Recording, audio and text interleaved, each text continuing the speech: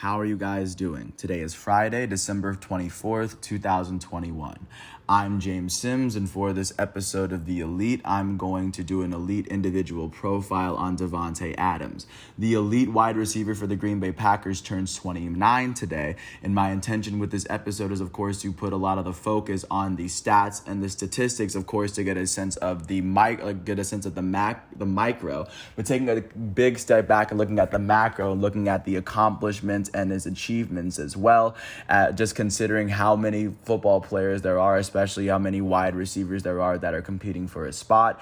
He is a player that has consistently shown over the last 5 years that he is one of the best wide receivers in the NFL.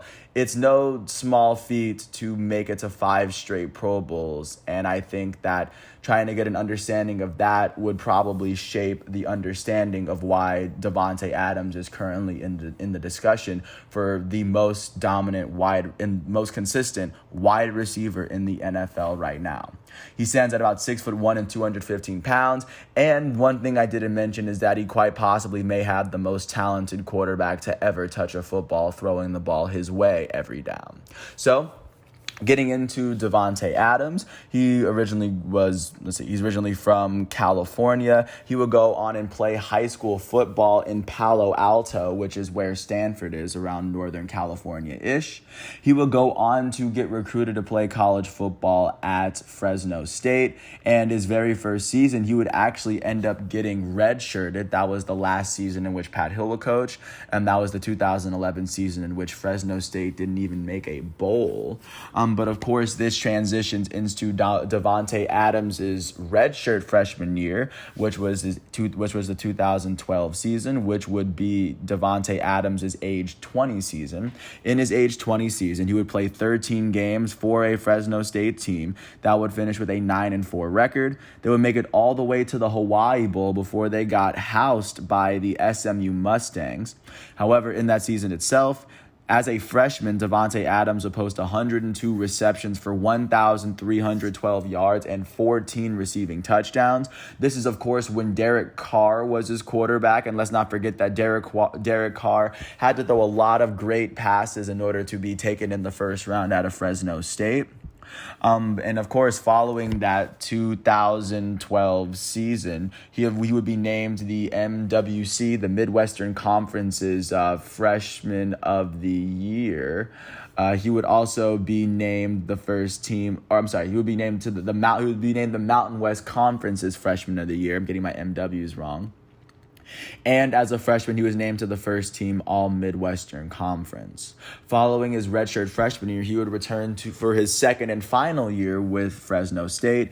In his age 21 season in 2013, he would play 13 games in a season in which Fresno State would finish with an 11-2 record. This season, they would go all the way to the Las Vegas Bowl before they lost by 25 to USC.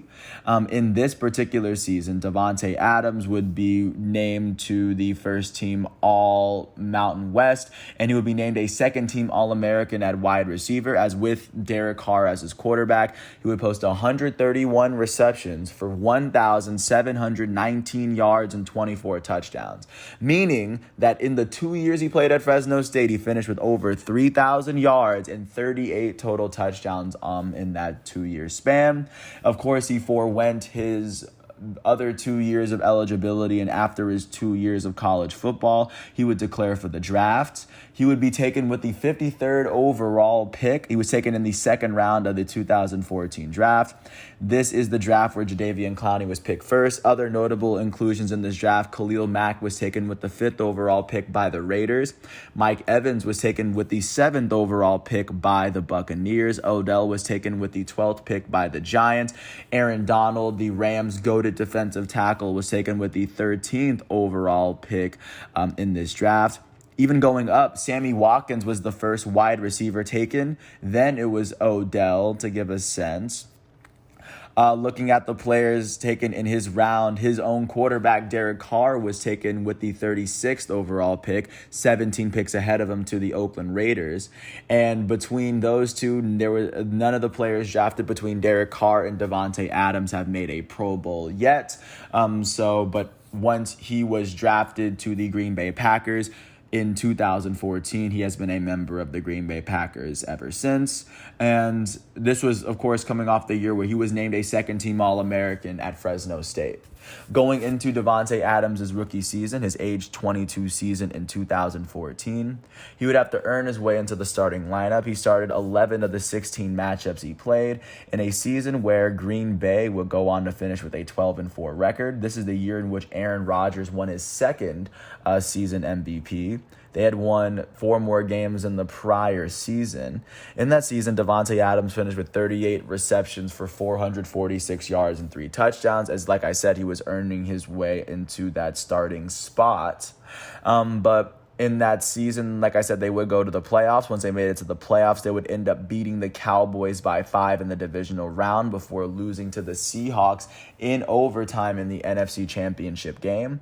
And then, of course, for context, this was the season in which Seattle would lose to the New England Patriots off of an interception thrown by Russell Wilson. It was that season. But this would transition. But following this year, this would lead into Davante Adams' second year with the team. In his age 23 season in 2015, he would start 12 of the 13 matchups he played in a season where the Packers would finish with a 10-6 record. They had won 2 less games in the prior season and didn't even win their division, but they still went on to make the playoffs. This season, while he became more of a starter, he went on to finish with 50 receptions for 483 yards and a touchdown, as it was remaining roughly on par with his first season. Once the Packers made it to the playoffs in 2015, they would end up beating the Redskins, they were named the Redskins at the time, by 17 points, and they would go on to lose in the divisional round in 6 to the Arizona Cardinals. And this was the year where the Denver Broncos would end up beating Cam Newton and the Panthers in Super Bowl 50 for context. But over his first 2 years, he couldn't even really get the 1,000 yards. In year 3, he would start to put a little bit more together as he almost hit the 1,000 yard mark. In his third season with the Green Bay Packers in 2016, in his age 24 season, Davante Adams would start 15 of the 16 matchups he played in a season where the Packers would finish with a 10-6 record, the same record they had the year before. However, this year they would actually win their division. This would be the third year in a row that they'd make it. And also for context, this is when Jordy Nelson was given the Comeback Player of the Year. And this was the last season that Mike McCarthy made the playoffs as well. Davante Adams would see his production increase. He would see he would go from 50 receptions to 75. He would jump up to 999 yards from a career high of 483. With 514 more yards than the prior season. He would finish with 12 touchdowns. This would be the first time in his NFL career he would have a double-digit amount of touchdowns. And around this time, this is when he was starting to really get noticed by the rest of the league, of course, because Aaron Rodgers was throwing the ball to him in the end zone so often. And once the Packers made the playoffs, they would end up smoking the New York Giants in the wild card round 38-3. They would end up beating the Cowboys in the divisional round 34-31 before losing in the NFC Championship to an Atlanta Falcons team that would go up 28-3 to the Patriots and then lose in that very Super Bowl. That was that exact season. But through the first 3 seasons of Davante Adams' career with Green Bay, you see him kind of pick it all up together. And after those 3 years, he's been named a Pro Bowler every single year since, and that actually includes this year as well. Transitioning into Davante Adams' first Pro Bowl season in his 4th season with the Green Bay Packers, in his age 25 season in 2017. He will go on to start all 14 of the games he played in a season where the Packers had a 7-9 record. This would be the first year that he was there in which they missed the playoffs. And it was the first time that they missed it since 2008. So, of course, Mike McCarthy would end up getting fired, especially after losing in the NFC Championship 2 of the previous 3 seasons. But looking at how Davante Adams fared in his first Pro Bowl season, he had 74 receptions for 885 yards and 10 touchdowns. All 3 of those numbers less than what he did in 2016. But, of course, the Packers were I think this was Davante Adams really kind of getting getting his recognition for being one of the best wide receivers in football the prior year. But of course, in 2017, that would start the streak, and it would go on into his next season. His fifth season with the Green Bay Packers would be his age 26 season in 2018. And in 2018, he would start all 15 of the games he played for a Packers team that finished with a 6-9-1 record. This would be the season where Mike McCarthy would get fired before the end of the season. And this would be the second straight year during the Aaron Rodgers run, mind you, that the Packers would miss the playoffs. And in that season, in Davante Adams' second Pro Bowl season, he would finish with 111 receptions, the first time he would ever eclipse 100 receptions in his career, the first time he's even had more than 75. He would finish with 1,386 receiving yards on the season, which to this date is the most receiving yards he's ever put together in a season. He would finish with 13 touchdowns as well, which at that point was a career high, and that would be the third year in a row in which he would put together a double-digit amount of touchdowns, which is something that he's actually gotten pretty good at. And once the season was over, after he was named a Pro Bowler for the second time in his NFL career, the Green Bay Packers would miss the playoffs, but they would go right into the next season ready to basically avenge the fact that they had missed the playoffs for the previous 2 years. This transitions us into Davante Adams' sixth season with the Green Bay Packers. In his age 27 season in 2019, he would start all 12 of the games he played in a season where the Packers finished with a 13-3 record. In the 2019 season itself, he would go down with a little bit of an injury, but he only missed 4 games for the entire season. Within the actual season itself, he would go on to finish with 83 receptions for 997 yards, which was tied for the second most amount of yards he'd ever put up in a season, and his 83 yards at that point was the second most he's ever put up. He would put up 5 touchdowns as well, and at the conclusion of the season, he was named a Pro Bowler for the third consecutive year. The Packers would eventually go on to finish with a 13-3 record in Matt LaFleur's first season coaching there. They would go on to beat the Seahawks in the divisional round by 5 before losing in the NFC Championship to the 49ers by 7. And this is the year where the Niners ended up getting beat by the Chiefs, even though they had a lead in the fourth quarter, just to get a sense of context. But once again, following that year, Davante Adams was a 3-time Pro Bowler, showing at least he was a very consistently well above average wide receiver at his position. I think he would make another bit of a leap in the 2020 season, and in his 7th season with the Green Bay Packers organization, in his age 28 season, he would start all 14 of the matchups he played in a season where the Packers finished with a 13-3 record for the second year in a row.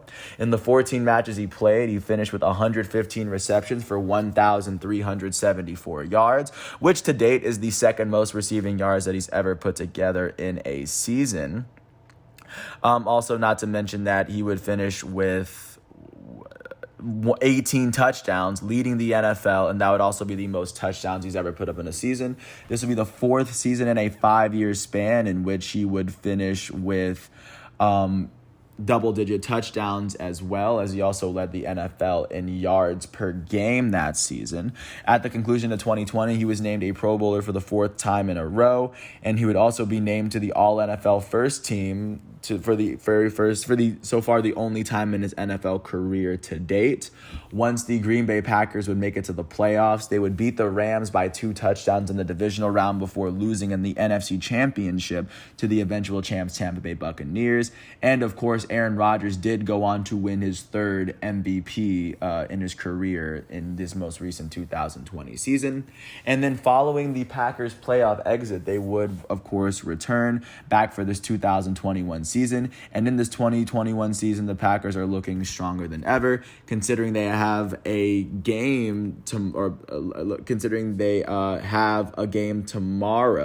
They are coming into this game with an 11-3 record as a team that is well on its way to clinching home field advantage, at least for the first round of the playoffs and possibly even further beyond.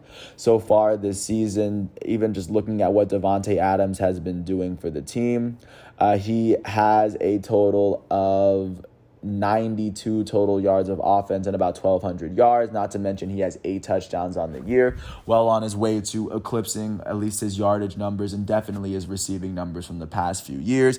As of course, the Green Bay Packers are a Super Bowl contender that are definitely knocking on the door. And if everything goes right, this very well could go their way as well. And we happen to be in Davante Adams is the very first profile that I've been able to do ever since the NFL has named their Pro Bowlers. And Davante Adams was named to the 2021 Pro Bowl this year. Of course, if the Packers make the Super Bowl, then he wouldn't be able to play in it. But this will be the very fifth year in a row that he has been named to a Pro Bowl, and they haven't named the all NFL teams yet, considering the season is still going on. But this is a very interesting point to really look at where Davante Adams to get a good understanding of his impact. I mean, as a receiver, you can really only do so much to impact your team when someone has to actually throw you the ball, but to consistently move the ball down the field and actually score for his team is really doing a lot, especially as a wide receiver. And the second half of the 2010s and even the beginning of the 2020s may go down as Davante Adams' era, where he dominated as one of the best wide receivers in the game, as this season is his third 1,300-yard season in a 4-year stretch, possibly hinting that he may not even be close to being done. So with that said, I want to first thank the Pro Football, College Football Reference websites, as well as all the other sites that I used to get all the facts and figures, because without them, I wouldn't be able to do this. I also want to thank everyone for listening to all 17 minutes of this piece. If you ever get a chance to watch Davante Adams, I would recommend it. He wears number 17 for the Green Bay Packers, the Cheeseheads. And of course, with Aaron Rodgers throwing him the ball, it is definitely must-see TV, especially if you know what to look for in football. But with that said, I want to thank everyone once again for listening to my piece. I hope all is well, and I'll come back tomorrow with another piece on Christmas. And until then, thanks for listening to my piece. I hope all is well, and I'll catch you with another one tomorrow. Peace out.